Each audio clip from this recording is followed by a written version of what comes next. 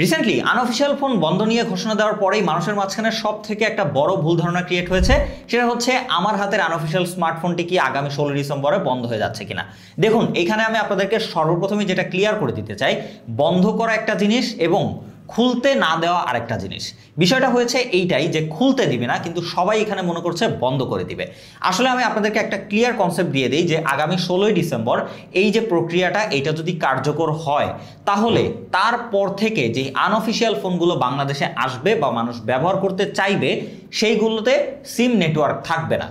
কিন্তু যদি আপনার স্মার্টফোনটা অলরেডি ব্যবহৃত হয়ে থাকে, আপনার ফোনটাতে যদি সিম থেকে থাকে বা আপনি একবার হলেও এই ফোনটাতে সিম ইনস্টল করেছেন বা সিমের নেটওয়ার্কটা পেয়েছেন বা কথা বলেছেন বা যাই হোক, সিমটা আপনার ফোনে অলরেডি ইনস্টল করা রয়েছে, তাহলে কিন্তু আপনার ওই ফোনটা 16 ডিসেম্বরে বন্ধ হচ্ছে না।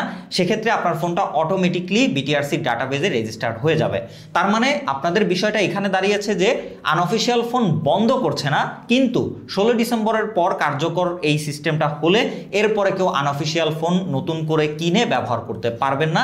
সেক্ষেত্রে আপনার ফোনটি অবশ্যই বৈধ হতে হবে এবং সেটা রেজিস্টার্ড হতে হবে, না হলে কিন্তু আপনি ওই ফোনটাতে কোনো সিম নেটওয়ার্ক পাবেন না, বাট আপনার ফোনটা কিন্তু বন্ধ হচ্ছে না। সো এই জিনিসটা অনেকে ভুল ধারণা করছেন যে ফোন বন্ধ হয়ে যাবে কিনা, ফোন লক হয়ে যাবে কিনা। সো এইটা কিন্তু হবে না।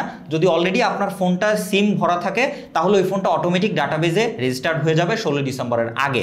সো চাইলে আপনি এখনও ফোন কিনতে পারেন, আনঅফিসিয়াল ফোন কিনতে পারেন, বাইরে থেকে ফোন আনতে পারেন, কোনো প্রবলেম নাই। বাট 16 ডিসেম্বরে যদি এই সিস্টেমটা কার্যকর হয়, তারপর থেকে আপনি নতুন করে আনঅফিসিয়াল ফোন আনতে পারবেন না বা কিনতে পারবেন না। সেক্ষেত্রে আপনার ফোন অবশ্যই অফিসিয়াল হতে হবে অথবা বিটিআরসি ডাটাবেজে সেটা রেজিস্টার্ড করতে হবে। সো এইটাই হচ্ছে মেইন কনসেপ্ট। সো ভিডিওটা ইনফরমেটিভ মনে হলে অবশ্যই like, comment, share and subscribe করে পাশে থাকবেন।